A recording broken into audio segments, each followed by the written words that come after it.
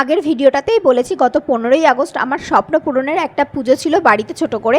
আর সেখানে যেহেতু সকাল থেকে পুজোর আয়োজনে ব্যস্ত ছিলাম তাই ভিডিও করা হয়নি। ঠাকুরমশাই আসার পর একটু ভিডিও করেছিলাম মায়ের পালি পাতা এবং ঠাকুরকে মালা পরানো। আর এদিকে গুবলু কিন্তু সেদিন খুব শান্ত হয়ে সোনা মায়ের কোলে বসে পুজো দেখছিল, আর কখনো কখনো খুব ব্যস্ততা দেখাচ্ছিল, কারণ বাড়ির পুজো বলে কথা।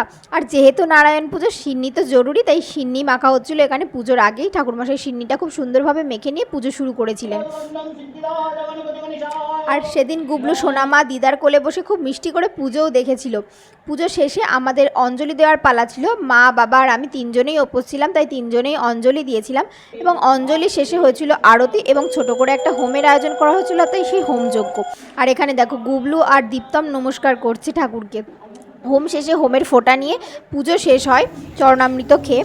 কিন্তু তারপরেও প্রচুর মজা করেছি, সেগুলো পরের ভিডিওটাতে নিয়ে আসছি। ততক্ষণ ভালো লাগলে লাইক, শেয়ার অ্যান্ড সাবস্ক্রাইব করে দিও। টাটা।